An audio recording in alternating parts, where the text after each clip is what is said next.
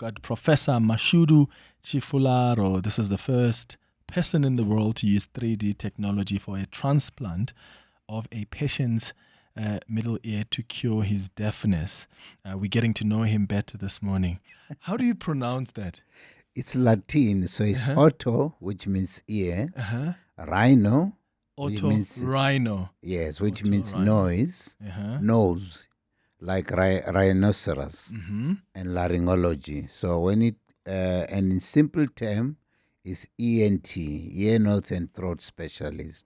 So otolaryngologist. Yes. Okay. So we deal with the condition that affect those three areas because they are intertwined. Yeah. And then we, for the completeness of it, we add what we call head and neck. So we are otolaryngologist and head and neck, because cancer of the anything in the throat, in the floor of the mouth, in the ear or wherever, it also dealt by us as ENT. Did you even know what otolaryngologist is when you were in Bahela outside Thohoyandou back in the day? I will surprise you. I knew absolutely nothing. Yeah. Even when I applied for medical school, I didn't even know the degree. I just wrote to them, University of Natal. I said I want to become a medical doctor. Yeah. They could have put me on a BA course, honors, masters, and then doctorate. No, they put me straight into the proper course. So I really appreciate those people. So growing up, you've always wanted to be a doctor from the time when you were still young? Very interesting. That's exactly what I wanted to do. When I turned, I was doing grade 5, which is standard 3 then. I decided that I would like to become a medical doctor. But that helped me to remain focused. Because once you are focused, there are a lot of things that will try to divert your course. But for me, I work with goal and directions. Because if you don't have goal and directions, every time when you wake up, you will never reach your destination. So I always wanted to be a doctor. So if I go back, I'll still become a doctor. I feel it's an honor to be a doctor, to help people, which is what we helped the whole world with the COVID pandemic. If it was not a health professional, the whole world would have been destroyed. Yeah. Who inspired you, though? Because when you were that young and you already know that you want to be a doctor, did you see people on television? Were there people in the community, in the family, who were successful or who were doctors who inspired you? But then, no, I know no one to inspire me. But then we had no television. You must remember, I'm a young adult. Yes, you are. I forget. You are forgetting. Because you look good. Young adult, thank you so much. Yeah. Young adult of the early 70s. So the radio, and also when I was sick, I suffered a lot from tonsils and nose bleeding. So every time when I go to the hospital, I'll get this missionary hospital. I used to go to a local hospital called Chirizini Hospital. It still exists till today. So every time, you go there, they help you. I said, I would like to help somebody when I grow up. So when we used to have this class where it was a career guidance. They said, what do you want to become? I stood up and I said to the teacher, I'd like to become a medical doctor. She said, you are too stupid. You don't have the brain. You'll never make it. So forget about it. So that statement alone made me to be determined that I'm going to prove you wrong. Who says that to a kid? That's what most of our teachers says. And because I'm a teacher, I've been teaching for the past 30 years now. I'm very, very careful what I tell to the student. My first word is that you are bigger than what you think. And think big and don't allow anybody to talk you down. Believe in yourself, have purpose, and love what you do. Yeah. Let's talk about what happened in 2019. So prior to 2019, there was obviously no known cure or treatment or surgical procedure for deafness worldwide. Is it fair to say when you guys use this 3D technology, this technology recreated, I suppose, any of the inner ear bones that may be damaged, restoring a patient's ear. So you've somehow managed to find a cure of sorts for deafness. Yes. What happened was, because I did ENT specialization. So when I started as early as 1994, I always loved and I was fascinated by the middle ear and the hearing loss. Because when you lose your hearing, you are isolated from the world around you.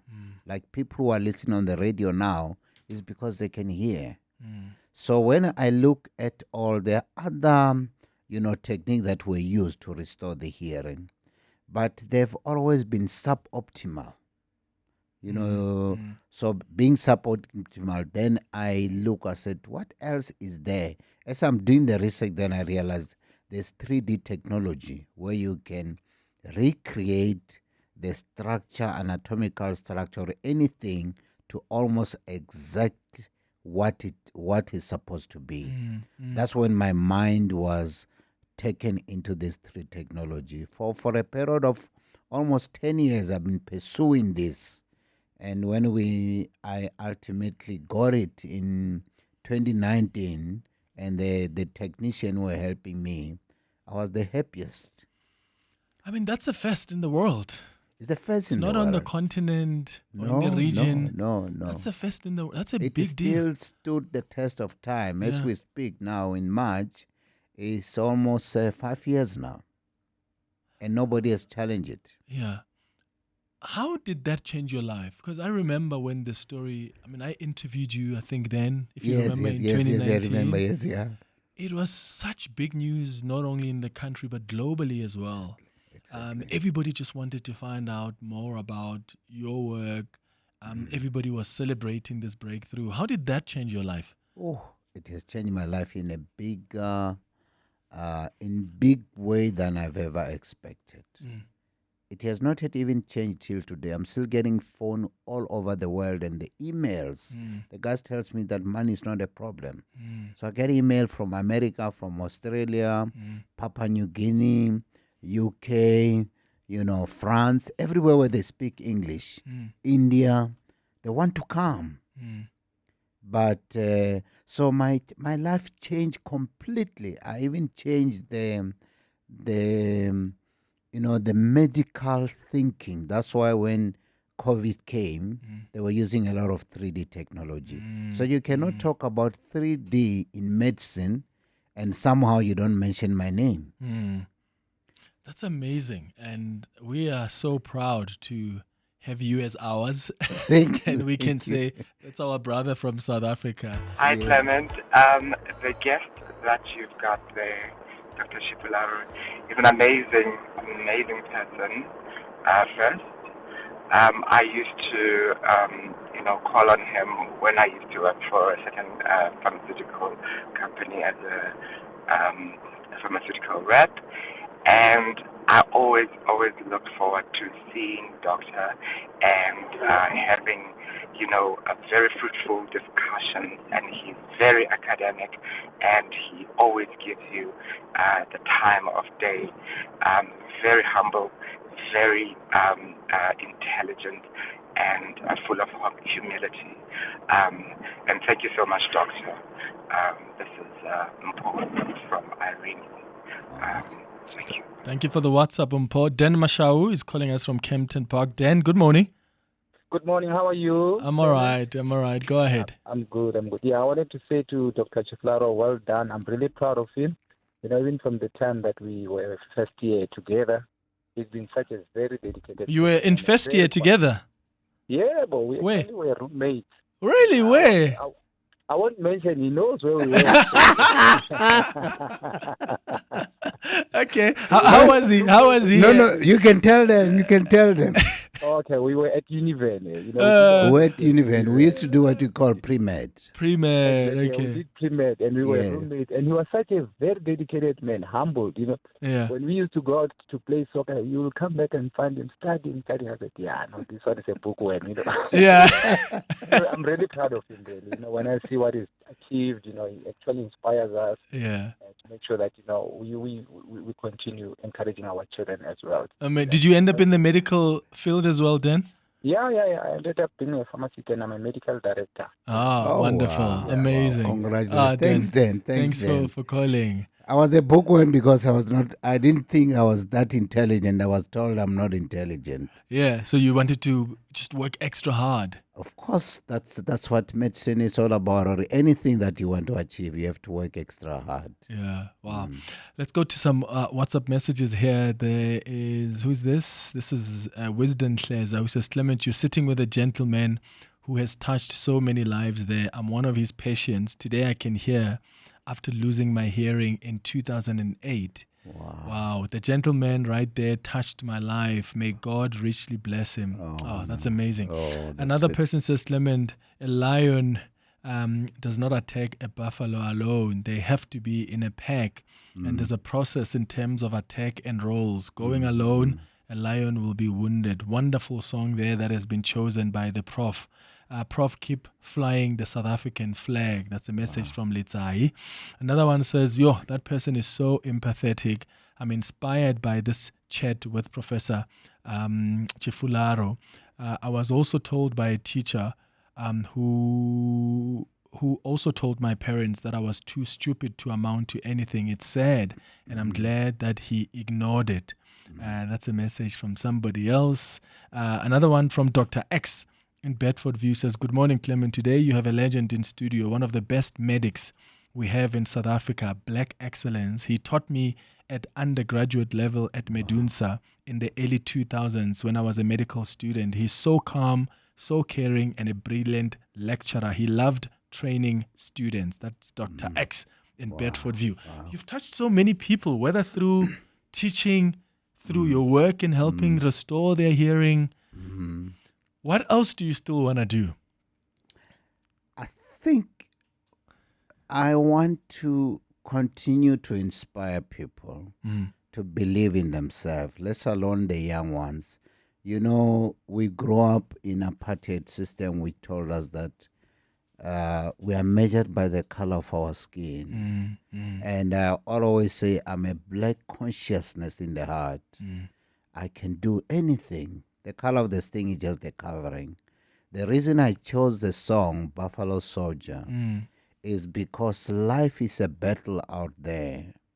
In any field of life, even just to breathe in, Clement, is a battle.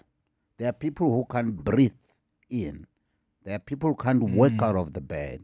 There are people who can't eat. So every time when you live, you must know that life is a battle. And the earth is the battlefield. So every time when the evening or the day goes, you are an achiever. You have overcome. If I can tell you how you fertilize that first egg, the studies, they say there were millions of them running for that one target. So when I see you, you're already an achiever, irrespective of who says what, because many could not make it. So life is a battle. Yeah. How long did it take you to research this 3D technology, and how long was that operation for? The 3D took me 10 years. To research it? To research it. I'm still on it even now. Yeah. I can say almost 25 years, but I'm still on it even now. It's my lifetime. Sometimes you say there's something that you're just destined to do. So when I started training, like you were saying, that the Dr. X, in early 1990s, I always was very much interested in hearing and hearing restoration. Yeah. But 10 years I dedicated to restore the hearing with a 3D. And the operation took at least 2 to 3 hours. Were you worried something else could happen? I mean, this has never been done before. It's uncharted territory. Clement, to be honest, because I did a lot of practice before, yeah, we're allowed to do practice, in the lab and practice. So I was not really anxious. I prayed about it, and I was very calm. And I'm used to have students around me. Yeah. So during that operation, I was very calm. But I did not realize how big the operation was. For me, it was just doing the thing that I do normally. Yeah. Maditsi, you're calling us from Pretoria. Good morning. Good morning. Hey, Tada. Yeah, I just want to ask Prof. Tshifularo. I worked with him years ago. He won't remember me from at SMU. I just want to know, apart from the citation value, the conference addressing the traveling and all that, did this invention translate into economic benefits for him, number one, but also America thrives on intellectual knowledge. Yes. Is all over the world. Did this invention bring both economic value, but also not alone fame, but any economic value for him and also into the country? Got it. You shouldn't mention any amount, but as a matter of principle. Yeah. Yes. Did it transform his life? Did it transform the economic of the country? Great question, Maditsi in Pretoria. Thank you so much. Did you obtain a patent for this? Can you even do that with these medical It's breakthroughs? patented, and I'm busy with a clinical trial. Yeah. Because, when you come with something like that, scientifically, there's things that need to be done according to science. And then from there, you're going to start commercialization. Now you're going to fight with the medical aid and all sorts of things. But I think the most important thing for me, don't pursue economic. The economic, spin-off, it will come later. The main thing that every day when I wake up, I want to see this continue to change people's lives. Because once we can get it approved everywhere, most of our people will be able to access this operation and access this technology, and will make... There are a lot of people who need this. So for now, are you the only one who can use this 3D At the technology? moment, I'm the only one who knows. So that means people are flying from India, America, Australia. They're phoning everywhere. Yeah. But of course, like with anything, you still need to have all the regulation, surprise there. Yeah. The ethics is there. The medical council and they're all there. So I'm still working with that. It takes long. Yeah. So I haven't, for him to tell him, look, I haven't received anything. But the biggest thing that is more important than money is to get a patient coming and say, thank you, doctor. For that. I can hear. But Maditsi, to just repeat it quickly, from the citation value, from the conference, from the people flying in, we've made some money from that. The country made, yes. And those who paid me. Good morning, Clement. I'm inspired by Dr. Tshifularo. We want men of his caliber. Instead of us mourning in everything, crying we are cry babies, crying for houses, crying for everything. We must be innovative like the doctor. We are crying for RAF, crying for politicians, crying for everything. Let's try to improve our lives like what the doctor is saying. Let's stop being a cry babies. Let's improve our lives. Crying about foreigners, crying about this, crying tomorrow about that. Let's be innovative. Thank you. Albert Edenville. Hi, Clement and Doctor. Clement, this is such an inspiring story. The doctor is really inspiring our kids, but my concern is that our kids really want to be doctors. But now when it comes to writing board exams, the HPCSA takes forever. It really takes forever. Like for instance, my son wanted to do it as well. But now I'm actually discouraging him because we've got about two nieces of ours. It took them 3 years to write the board exam. So it's really discouraging. But anyway, Big ups to the doctor there, and then let's hope our country will change. Thank you. Bye. Thank you for that. On the WhatsApp line, someone says, Clement, what a humble, God-fearing man. I had the privilege to work with him in theater. Keep on doing the good work, Prof. This is from Dr. Letitia. And then somebody else says, good morning, Clement and Mashudu. I met him at BedLife, South Africa. He was our deputy chair. He must tell you about his keenness. He is a keen bird watcher as well. That's a message from Joe. So you love watching birds? Yes, the flying animals. What is it about watching birds that fascinates you? You see the greatness of the Creator. Birds are very beautiful.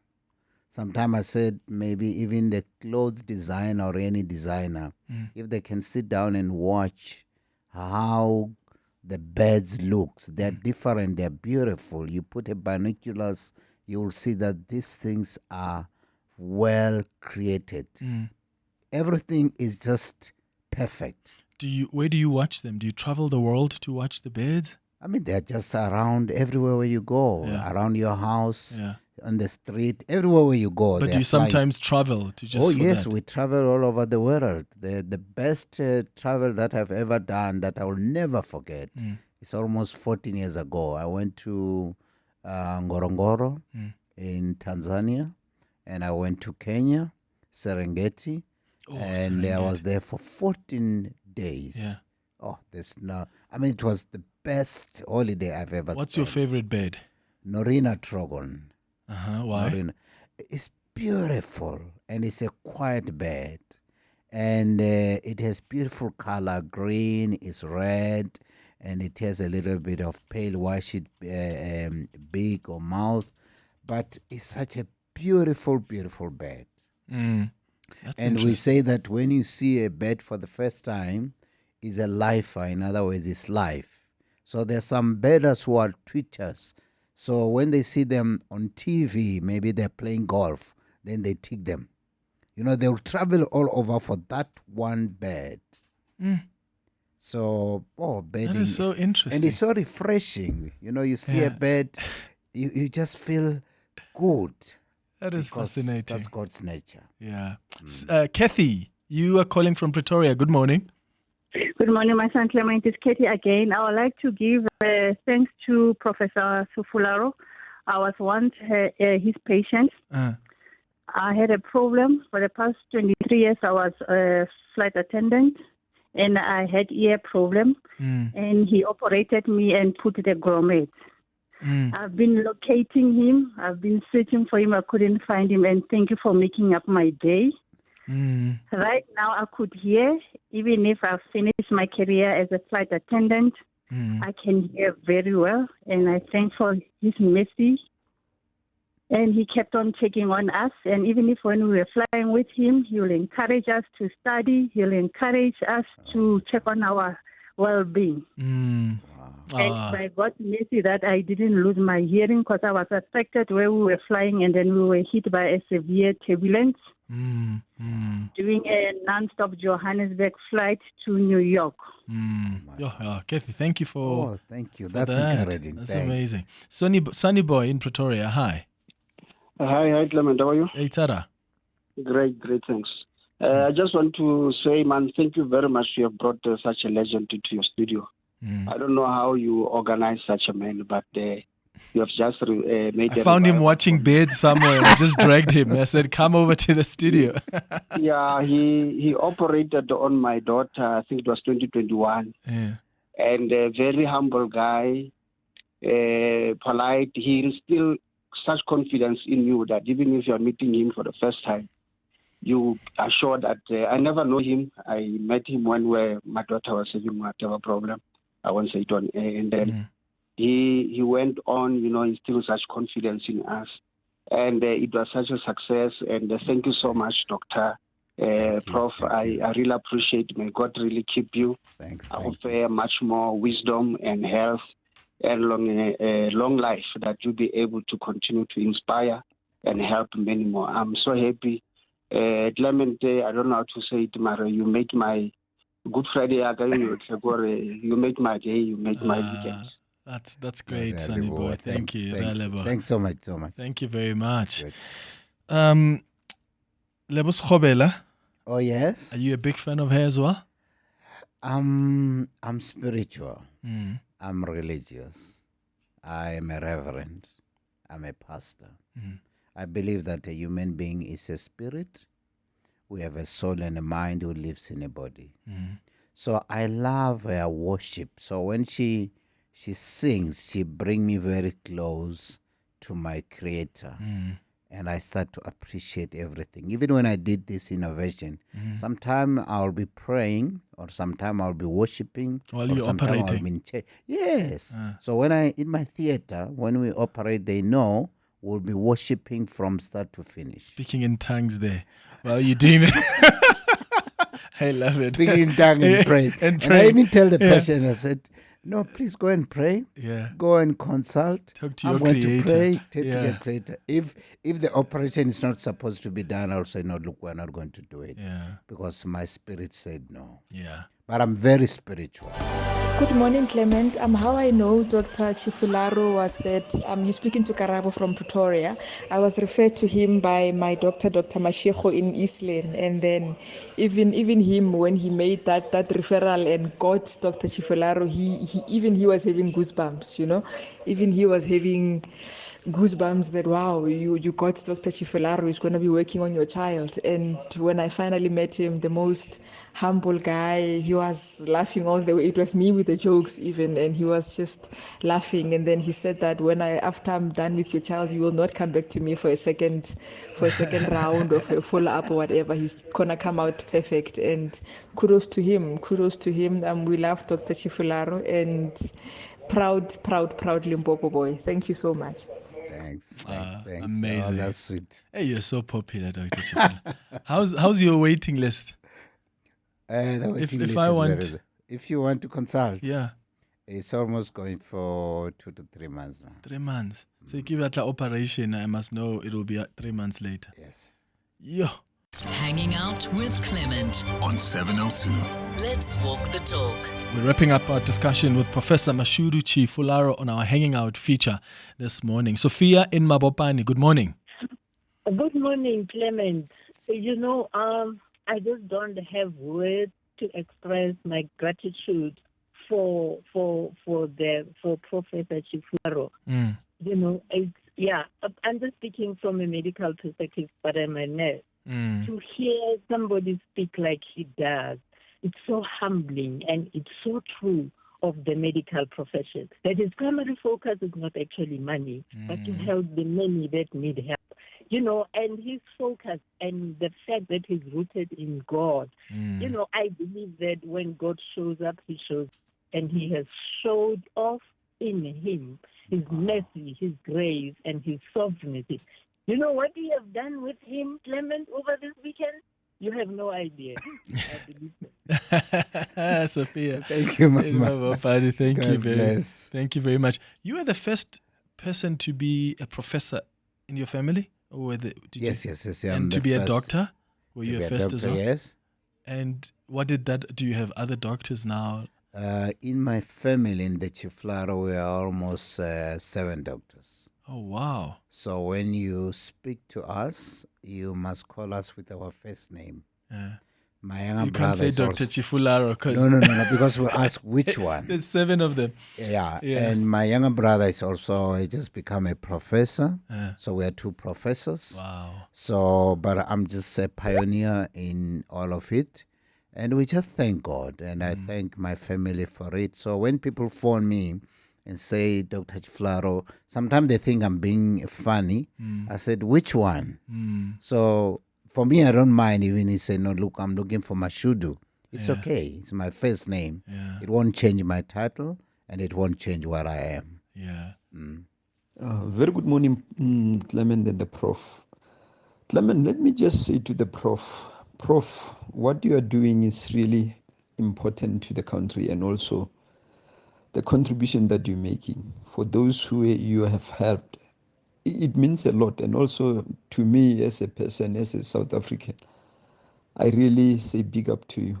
Continue doing the good work. It's very much important as citizens to really give flowers to those who are really contributing positively to this country. Continue to shine, continue to do good. As I hear you saying that you are also a minister, continue to minister so that we can have a free, violent South Africa where everybody will enjoy the fruits of this democracy. Moshere bye. Bantu Biko Street, that's also one of your favorite songs. Why did you choose this one? You know, when I look at Sphiwe Dana, she's a very confident young lady. I'm sure she's sorry to call a young lady. I'm a young adult, almost approaching 60. But you can see the way she sings, the way she walks, and the way she speaks. And when she speaks about Bantu Biko, I learn a lot from his philosophy. I write what I like, and I believe in myself, and I have what it takes. And at medical school in the University of Natal, I used to stay in a block called Biko, Steve Biko block. So when I heard her singing that song, I don't understand so much, but I think she's talking about that she is proud, even if I think she said even if she doesn't have money, but she's proud to be who she is. So the message is that let's be who we are. South African, we are very creative and we are very innovative. And we must not forget that. So we must believe in the talent that God has given us. That's why South African doctor or artists, they can go anywhere in the world and still do very well. Sometimes we forget about that. Professor Mashudu Tshifularo, thank you so much for hanging out with us. We're really proud of you and you've inspired us so much this morning. Thank you. Thank you. So I appreciate so much, Clement, and also want to thank my hospital people, my CEO, Dr. Majak, and my communication, Lavi, who help us to be here. And not forgetting the whole community of Steve Biko Hospital and the University of Pretoria and South Africa anyway. Hanging out with Clement on 702. Let's walk the talk.